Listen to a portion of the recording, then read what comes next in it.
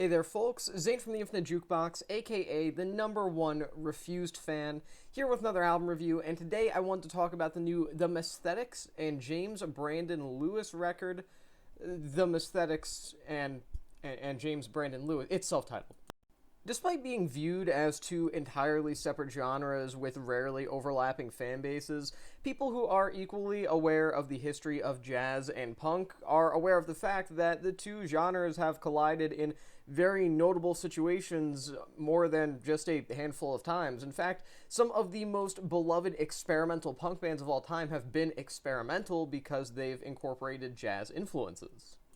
Am I saying that the most popular punk bands out there are going to be jazz influenced or anything like that? No, you're not going to find jazz influences in the Ramones or the Sex Pistols or later bands like Green Day or Blink-182. But whether you're looking at something like the saxophone portion of Fear's classic New York's Alright If You Like Saxophones, or a full-on jazz-influenced punk band like the Nation of Ulysses, it is pretty easy to see that the two genres have crossed over in notable contexts a number of times, and honestly have a surprisingly deep relationship with one another, despite the fact that both also manage to have their own unique, extremely pretentious sections of fans. I swear to God, every time I get yelled at for my opinions on the internet, it's a jazz head or a punk. It's usually one of those two. Maybe a metalhead if you're lucky. It's generally one of those two. My hurt feelings aside, the fusion of the aforementioned genres tends to generally be perceived as punk with jazz-like influences or jazz instrumentation, but rarely ever the other way around, and by that I mean jazz that is undeniably jazz first and foremost, but still has very punk-based influences. The former is actually surprisingly common, despite the fact that it seems strange on paper, and the latter is surprisingly uncommon, despite the fact that it kind of seems like the more normal one between the two. The Messthetics and James Brandon Lewis's self-titled collaborative album proves to the world, or at least the small handful of people out there wondering, if jazz could be punkish in the same way that punk can be jazzy. And I mean, the answer is obviously yes, because I'm talking about this album and making this the whole intro, so obviously it is. James Brandon Lewis may not be the most well-known name within the realm of avant-garde jazz. In fact, if you are tapped into that world, there's still possibly the chance that you don't recognize the name, and that's totally fine. But the New York native has been active, doing extremely free-form, expressionistic pieces for well over a decade now, and as a saxophonist, he is one of the most deranged, one of the most experimental, and generally speaking, one of the most interesting cats doing what he does that's out there right now. His experience with completely letting loose and letting his emotions overtake him while at the same time never really losing his way structurally is something that is beautifully on display throughout the entirety of his collaboration with the Messthetics here, and throughout songs like That Thang and Railroad Tracks Home. You see how Lewis gets the opportunity to be abstract and at times outright spiritual with the delivery of his performances, the raw, unfiltered emotion that you get out of them as he pours his soul into seemingly every single note that he forces out with such power that you kind of feel like you only really get from select few amazing avant-garde saxophonists out there, and those kind of guys tend to be several decades older than he is. With that being said, he also shows a great deal of restraint throughout this record, which is something that I'm personally surprised, but pleasantly surprised to see. For context, for anybody who's not really into the more avant-garde side of jazz, or even jazz in general, it kind of goes without saying that a lot of times when a single individual is the primary credit for an album, they are going to be the main focus of the record. That's not to say that other musicians can't shine. There are plenty of iconic jazz albums where the person that shines the most is not the band's leader, but at the same time, there is a more often than not truth that someone whose name is directly attached to a jazz album is the one who's really going to stand out, get the most solos, and while this album is credited to the Messthetics and James Brandon Lewis, it does kind of feel like one would expect Lewis to be the primary driving force here, being the saxophonist, being the traditional band leader out of all of the four people involved in this collaboration's performance work.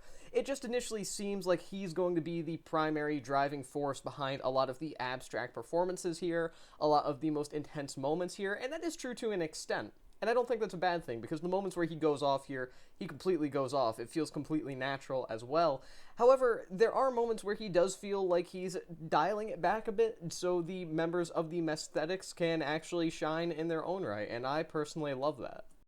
After all, this record, above all else, is a shared experience between a three-piece band and a fourth musician, Lewis, who is completely unrelated for the most part from that band in terms of their history together, having only played a handful of shows together before this album was ever made and then put out.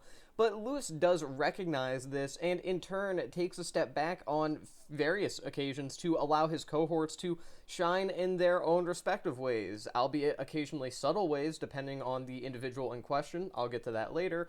But nonetheless, I think it's very respectable, and I think the album is better off for it that everybody is capable of shining in their own way, demonstrating their own creative abilities, their own technical abilities, their own free-form improv abilities. It just allows everything about this album to flow that much more freely. And again, as someone who could have easily taken control of this entire record by providing the most abrasive instrument of the group, arguably, I think that Lewis did a very admirable thing by allowing everybody here to shine, because again, I think that the album, from a performance and from a creative standpoint, is better off for it. Now, with all that being said, James Brandon Lewis is still a very volatile performer, and I mean that in the best way possible. He brings a nearly brutal performance to a lot of the tracks here. He's practically exploding with this raw sense of talent for creative direction and pure, unrelenting performance, and he is absolutely phenomenal here through and through. Now, onto the Messthetics. You know, the band that's on here, the three-piece band that doesn't have James Brandon Lewis in it? Yeah, that one. The other name that's credited towards this album.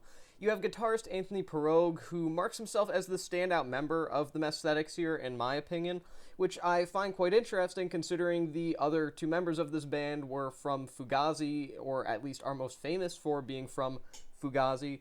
Yet, nonetheless, I feel that Pirogue is really who shines here, and it's because he's nearly virtuosic in his improvisational abilities. Similar to the aforementioned Lewis, Pirogue is capable of bringing this very intense style of guitar work to the record that is every bit as chaotic as it is controlled within its own environment. He has just enough restraint to not go totally off the rails into pure noise or directionless noodling, but at the same time has enough of a realization to not hold himself back that much that you still get some of the most intense performances of any genre that you will hear all year. His solos may sound like intense note clusters upon first listen, I will admit that, but I feel like they all progress in a way that is entirely natural, yet at the same time not pre-planned, thus adding to a lot of the sort of natural vibe, the very raw quality, the very honest quality of the performance work here. And nonetheless, he also provides a guitar tone that I think most people would generally associate with the realm of post-hardcore, noise rock even, and because of that, he has this interesting flair, this interesting flavor that he provides to the record that I don't think you could really find on another jazz record, or at least not one that I've heard in recent memory. It really does feel like he is the primary driving force behind adding the punk to the jazz punk here, or maybe more like punk jazz, if anything. So yeah, his tone, deeply refreshing sound on this record. I think the distortion that he very aggressively works with on some tracks, like the album closer Fourth Wall, is particularly well executed in terms of his performance work, especially on that track specifically, because it allows the final climactic moments of the album to feel that much more explosive in a song that was already pretty intense even without his presence, until it eventually just descends back into the very ambient kind of smooth, cool outro that is provided there after the giant storm that was his guitar work mixed with the sax work and rhythm work here. Even when he isn't at the forefront of the project, however, I still do think that Anthony Pirogue is more than capable of providing some great rhythm sections, some great work as a rhythm guitarist as he ditches the distortion for those moments and plays more of a backseat role. And while that may sound like I'm insulting those moments of performance from him, I think that he does a fantastic job maintaining rhythm in those moments. It still feels like he's improvising throughout, changing things up, changing up certain little riffs that he might do, certain licks that he might pull off just for the sake of a single 2-second moment, and I think it provides a lot of dynamic qualities to the record. I think he provides a lot of layering to the album in terms of the various tones he takes up, in terms of the various directions that he chooses to improvise towards. And as a whole, even when he's not, again, at the forefront of the record, it really does feel like he's still technically impressive, and his freeform work throughout this record is pretty intense all in all. The rhythm section of the Messthetics is made up of bassist Joe Lally and drummer Brendan Canty.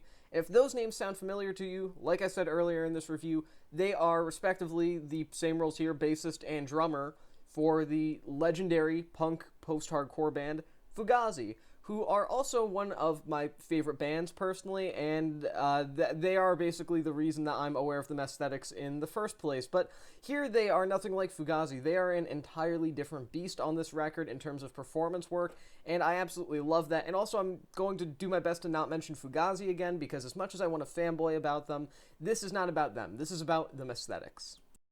Canty and Lally managed to both hold things down perfectly, while at the same time adding enough embellishments and quick fills, quick little slight kind of pieces here or there throughout their own respective moments in songs where they get a little bit of time to shine, that they still do stand out in their own unique way. Will you really find them to be extremely intense, extremely important compared to the other two individuals on this record? Not if you aren't paying attention, but if you really do lend this album an ear, you'll see that they play just as integral of a role as either Lewis or Pirogue do in the making of this record's pure, raw intensity. Canty's drumming throughout this record is very jazz-like in nature, and that may sound kind of stupid to say, considering this is a jazz album at heart, but it is important to note that throughout the majority of the body of his work, even in other work with the Messthetics, his drumming is not very jazzy in nature, and when it is, it's not for an entire record like this. I mean, hey, he manages to keep a steady rhythm, a steady pace throughout the entirety of the record, while still maintaining just about the perfect amount of improv and unexpected fills to really feel like he can be properly cited as the perfect percussionist for the job here. Joe Lally, the bassist for the Messthetics, delivers some equally great low-end material here. I mean, whether he's jumping around the scales on tracks like Railroad Tracks Home, or he's bringing in a more scaled-back delivery of performance on various other moments throughout this record, it feels like his bass work here is constantly nuanced, yet never stops being impressive from a technical standpoint, and as a whole, he kind of plays the perfect role. You already have two lead instrumentalists battling for dominance here, with both of them winning at the same time due to the quality of their work. So Lally, as well as Canty for that matter, taking a kind of secondary role while still managing to pull off some amazing feats instrumentally with their own respective roles is kind of perfect for this album. In a way, I actually think that the dynamic that's going on here is part of what makes this album so worth revisiting. I mean, I always listen to albums I review multiple times, of course, but at the same time, I'm going to revisit this at least 10 more times by the end of the month, probably. Because on one hand, you have Lewis and Pirogue doing their things in a way that immediately grabs your attention. The first time you hear this record, that's what you stick to, that's what you remember when you go out of this record. The first couple of times you hear it, in fact, that's what really just sticks out to you, what really grabs you. At least I would say that's true for most listeners. But Canty and Lally don't really stick out that first time around outside of maybe a passage or two. And that's not due to a lack of quality of their performance, but rather it's just testament to the subtle excellence that they do deliver here, because once you really sit with this record, give it your full attention, or at least most of your attention, and manage to experience every single little quality about this record, you realize that all four of them are on the same level of performance and delivering equally amazing work here. Work that is unprecedentedly amazing at that. Now, it should be clarified that the Messthetics and James Brandon Lewis do not deliver this giant wall of sound on this collaboration, and for those who have heard this record, that's pretty obvious already. But I think I want to say that because the very notion of free jazz, avant-garde jazz, spiritual jazz, or any other term relating to jazz that may be a bit more on the abstract side, a bit more on the emotion-first, structure-later kind of side of things, tends to be sort of misconstrued as far as people's perception of it goes. I think a lot of people see it as this sort of Machine Gun era Peter Brötzmann sort of thing, where it's just walls of sound pounding at you like tsunami waves, and that's just the end of it, and that's the entirety of the content within a given experimental or avant-garde jazz record. And that's just not the case in general. I think that most jazz people and jazz fans are well aware of that, but for people who may not be super into the genre as a whole, I think it kind of is something that a lot of people misunderstand about the more avant-garde side of the genre. There are plenty of mellow moments throughout this record that build a spacious, free-flowing atmosphere. It just feels like sometimes it's running quietly like a stream, and then in the more intense and louder moments, it suddenly becomes Niagara Falls. But in those stream-like moments, you get tracks like Boatley, for example, that manage to act as nice breaks between all of the chaos, while simultaneously proving to be a bit more of an easily digestible moment on a record that is filled with intense concepts, intense performances that may not be super easily accessible unless you are already into this particular kind of jazz. It could absolutely be said that Lewis and Pirogue in particular tend to kind of throw themselves into the abyss of abnormalcy at a fairly regular rate throughout this record, but I don't necessarily think that's a bad thing at all. I think that everything on the record is done with purpose. Nothing on here lacks reason or anything like that, because this isn't the kind of album that's made to shock listeners with unconventional performances, but at the same time, it isn't the kind of album that's meant to soothe you with the sweet sounds of George Benson. This is an experiment within the context of the dynamics and the chemistry between four extremely talented musicians, and from that perspective alone, this could not have been more successful. It just so happens that the four musicians in question are already amazing on their own, thus allowing their collaborative work to be all the better. In fact, I would actually say this is probably one of the best jazz albums I've heard in a long while. The Messthetics is a band made up of three musicians who have proven themselves as legends time and time again across various records, across various projects, while James Brandon Lewis is an extremely talented experimentalist within the modern American jazz scene, and someone who arguably goes fairly underappreciated overall.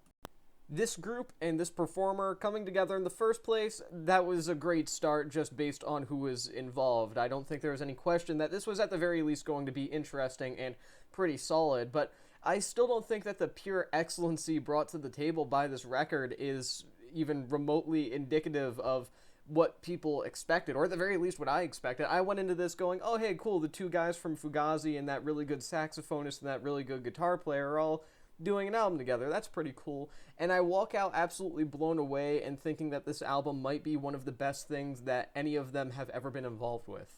I'm sorry, I didn't mean it. I still love you. This is every musician involved at their most disciplined yet most relentless. And I will say this. The album that is presented to the listener here is meant to highlight the chemistry between four extraordinarily talented individuals that are placed in a creative environment where the only limitation is their own creative direction and their own mindset as artists. And it just so happens that the performers in question are able to execute a vast, ambitious, and at times downright chaotic creative vision in a manner that I think could only really be described as stunning in its best moments.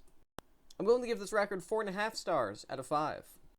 And with that being said, that is the end of this album review. I've been Zane from the Infinite Jukebox. Thank you for watching, and I'll see you in the next one.